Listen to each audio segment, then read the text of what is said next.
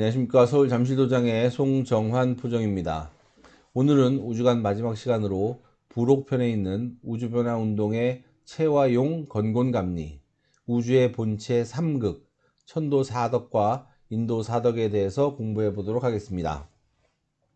먼저 우주변화의 체와 용 건곤감리에 대해서 알아보겠습니다.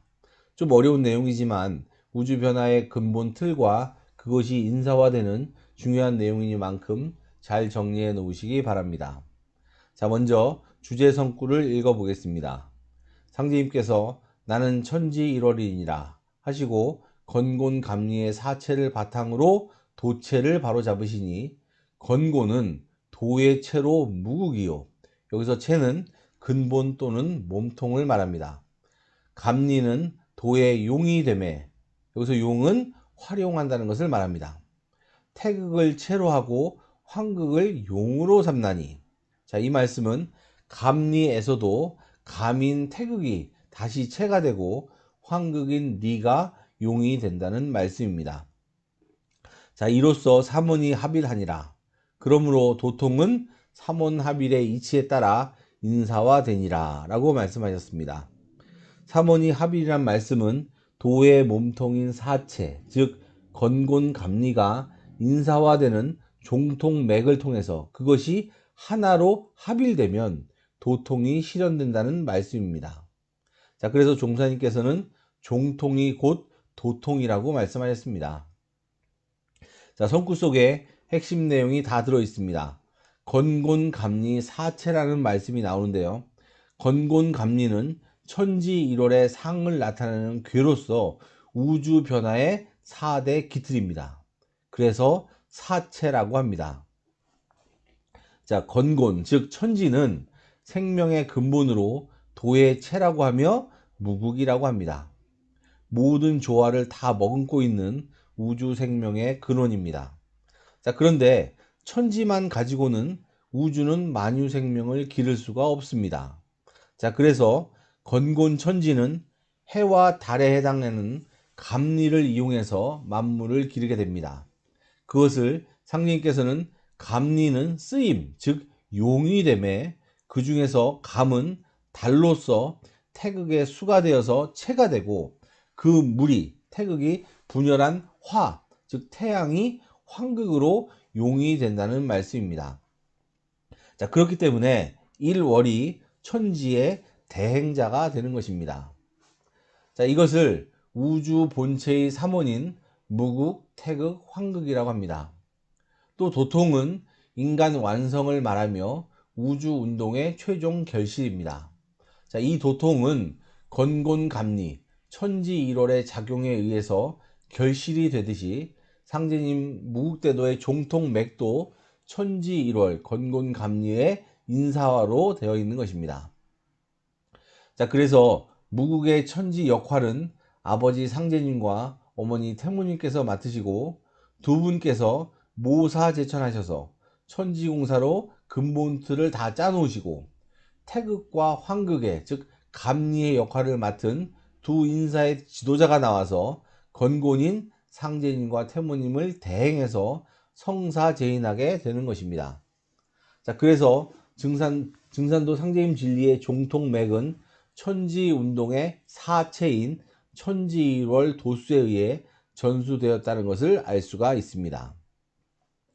자, 상제님께서는 도전 4편 111장에서 나는 천지 일월이니라, 나는 천지로 몸을 삼고 일월로 눈을 삼느니라 라고 하시는 것이, 천지 일월이 바로 상제님이자 상제님의 대행자로 상제님과 같은 존재라는 말씀이고, 그 중에서도 천지가 몸체가 되고 일월이 용이 된다는 말씀입니다. 자, 다음 그림은 천지의 삼원운동인 무국, 태극, 환극의 운동을 음양오행을 통해 설명하고 있는 그림입니다. 삼원운동은 일신이 삼신으로 작용하여 우주의 뜻을 이루는 우주 변화의 근본 원리에 기인하고 있습니다. 자, 삼원운동에 대해서 다시 정리해보면, 무국은 생명 탄생의 본원이자 분열의 끝에서 완성이 이루어진 자리입니다. 무국으로 완성된 생명은 다시 통일의 과정을 거쳐 태극으로 생명운동을 다시 시작합니다. 이렇게 태극운동으로 탄생한 생명은 황극운동, 황극의 힘으로 성장, 발달 과정을 거쳐서 다시 무극으로 완성되는 것입니다. 이렇게 우주는 무극, 태극, 황극 운동을 영원히 반복해 나가게 됩니다. 자, 그림을 보시면 오행에서는 중앙의 토가 무극에 해당됩니다. 우주 조화의 본체 자리로 우주는 토에 의해서 운행되지만 토를 생성하는 것이 운행의 목적입니다. 그래서 토는 무극입니다. 자, 태극의 역할을 하는 것은 수입니다. 수는 무극인 토에서 금을 거쳐 수에서 통일을 완성한 후 생명을 탄생시킵니다. 그래서 수는 태극입니다. 자, 그리고 태극수에서 탄생한 생명은 황극인 화 기운을 통해 목을 거쳐 분열, 성장, 발달 과정을 거쳐서 완성의 무극토를 다시 생성하게 됩니다. 그래서 화가 황극입니다. 자, 오행 운동이지만 운동의 근원인 무극, 태극, 황극 운동의 3원 운동으로 보면 수, 화, 토의 운동입니다. 수, 태극, 화, 황극, 토, 무극으로 순환하는 것입니다. 자, 이것을 건곤감리로 설명하면 무극의 토 역할을 하는 존재가 건곤으로 상제님과 태모님이시고 태극 역할을 하시는 분은 감의 덕성으로 오신 지도자 임술생 태상종사님이시고 황극의 역할을 하시는 분이 바로 니의 덕성을 펼치고 계시는 갑오생 종수사님이 되겠습니다. 자, 다음 페이지의 설명을 보시면 좀 더 명확하게 아실 수가 있습니다. 자, 다음 페이지로 넘어가시면 우주의 본체 상극입니다. 자, 주제 성구 말씀을 보시면 천지의 이치는 3원이니 곧 무극, 태극, 황극이라. 무극은 도의 본원이니 10토요. 태극은 도의 본체로 1순이라. 황극은 만물을 낳아 기르는 생장운동의 본체니 5토를 체로 삼고 7화를 용으로 삼느니라.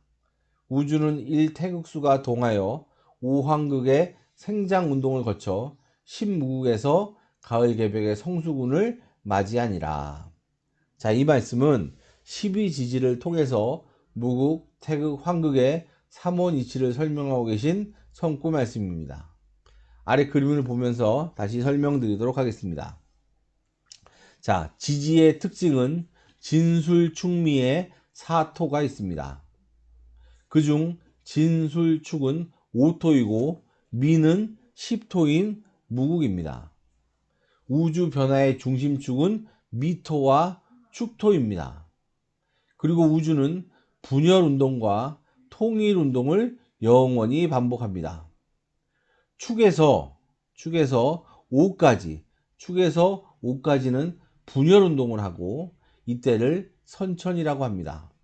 자, 그리고 미에서 자까지는 통일운동을 하고 이때를 후천이라고 합니다. 자, 그럼 그림을 보시면 해자는 오행으로 수이기 때문에 태극입니다. 모든 생명이 물에서 나오는 것처럼 이 태극에서 만물이 탄생합니다. 여기에 축오토가 황극 운동을 시작하면 탄생한 생명을 기르기 시작합니다. 분열 생장 운동을 하는 것입니다. 그래서 7화까지 극치로 분열을 합니다. 그래서 축에서 5까지의 전 과정을 황극이라고 합니다. 황극은 5토, 즉 축토를 채로 하고 7화, 5를 용으로 하는 것입니다. 자, 황극에 의해 분열 성장한 생명은 미토, 10미토 무극에서 완성이 됩니다. 미토를 시작으로 극즉 반에서 우주운동은 분열 성장을 멈추고 통일운동을 시작합니다. 미에서 시작한 통일이 5토인 술토까지 통일을 해서 술에서 완전한 통일을 이룹니다. 이 상태를 공이라고 합니다. 불교에서 이야기하는 색즉시공, 공즉시생입니다. 공은 본래 글자는 비어있다는 뜻이지만 아직 무형의 상태이기 때문에 비어있는 것 같지만 통일의 극치 상태로 우주의 생명 진기로 가득 차 있는 상태입니다. 무형에서 유형으로 전환되기 직전의 상태입니다. 유형과 무형의 경계 상태입니다. 색 즉 시공, 공 즉 시생이 바로 그런 뜻입니다. 색은 유형의 세계이고 공은 무형의 세계인데 유형과 무형이 맞닿아 있는 자리가 바로 술입니다. 그리고 이 술을 수로공이라고도 하는데 술은 오토이면서 공의 자리다 라는 뜻입니다. 또 공의 자리는 생명 탄생의 태국수의 근원이 되기 때문에 술은 해자의 근원이 되기 때문에 수원이라고도 합니다. 공의 경계를 지나 유형화되는 단계를 접어들어 만물이 탄생하는 태극으로 전환되면 우주는 영원히 태극, 다시 황극, 무극으로 운동을 해나가는 것입니다. 자, 아래 표를 보시면 먼저 무극은 도의 본원이라고 하고 있습니다. 영무극과 신무극이 있는데 오늘은 신무극에 대해서만 살펴보겠습니다. 자, 12지지로는 10미토이고 사체로는 하늘을 상징하는 건이 되겠습니다. 그래서 무국제 상제님께서는 신미생으로 오시는 것입니다. 자, 그리고 태극을 보면 도의 본체라고 했습니다. 그리고 진토와 술토로 표현하고 있는데 이것은 오행의 대화작용을 공부해야 이해가 되는 부분이기 때문에 이해가 잘 안 되실 것입니다. 자, 진술은 태양 한수라고 해서 진과 술은 토이지만 대화작용에 의해서 수로 바뀌고 태극이 됩니다. 진은 사체로는 곤이 되고 술은 사체로는 감이 됩니다. 그래서 태무님께서는 병진생으로 탄강하시고 태상종사님께서는 임술생으로 오시게 되는 것입니다. 자, 그리고 황극은 도의 양육이라고 했습니다. 분열 성장의 과정이기 때문입니다. 본체는 오토가 되고 여기서 오토는 축토이며 용은 7화가 되겠습니다. 그래서 7화는 5가 되겠습니다. 사체로는 태양을 상징하는 리입니다. 그래서 종사님께서는 갑오생으로 오시게 되는 것입니다. 자, 마지막으로 천도 사덕과 인도 사덕에 대해 알아보겠습니다. 자, 주제성구를 보시면 너희들은 어디를 가든지 누구를 해코지하지 말고 남의 험담을 하지 말고 매사에 원형이정으로 나아가거라. 모든 일을 천도이성으로 해야지 남의 것을 탐내면 못쓰나니 마음을 잘 먹어야 하느니라 라고 하셨습니다. 자, 여기서 원형이정이란 말이 나오는데요. 원형이정이란 1월의 운행에 의해서 생기는 천지 사계절의 덕성을 말합니다. 봄은 원, 즉 바탕, 으뜸이란 뜻이며 만물을 낳는 자리입니다.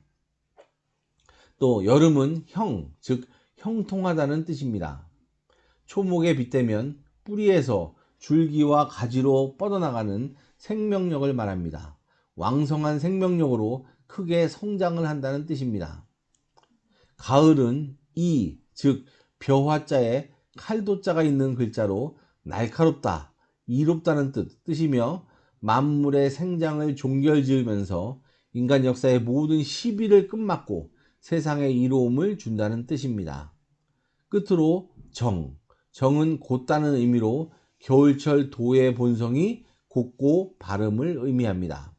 곧고 바르기 위해서는 천지의 동력 원인 수기가 몸에 충만해야 하며 이를 바탕으로 봄의 생명이 다시 태어나는 것입니다. 이것이 천지의 4대 덕성이며 중앙에는 마음심자가 있습니다. 이 마음은 생장염장하며 만물을 낳아서 기르고 거두고 휴식하는 천지의 마음에 매여 있다는 말씀입니다. 자, 다음은 인도의 사덕에 대해서 알아보겠습니다. 자, 인도 사덕이란 천지 정신과 하나 되어 인간이 지녀야 할 덕성입니다. 중앙에 믿을 신자가 있습니다. 네, 믿음이란 하나 된다는 뜻으로 천지와 하나 되려고 하는 마음이 인간 도의 중심이 되는 것입니다. 자, 봄철은 인, 즉 생명을 창조하는 봄철의 천지정신에 부합하는 인도의 덕입니다. 여름철은 예, 즉 질서를 뜻합니다. 질서를 바로잡아 인류 문화를 성장시키는 여름철의 정신에 부합하는 인도의 덕입니다. 가을철은 의, 즉 불의를 뿌리 뽑고 정의를 구현하는 가을 천지 정신과 상통하는 인도의 덕입니다. 마지막으로 겨울은 지, 즉 성숙한 지혜를 뜻하며 깊고 고요한 천도의 덕성에 부합하는 인도의 덕입니다. 자, 도전 2편 90장에 있는 상제님 말씀을 보면 소소지천이 합인심지천이라고 하셨습니다. 이는 밝고 밝은 하늘이 사람 마음속 하늘과 부합한다는 말씀입니다.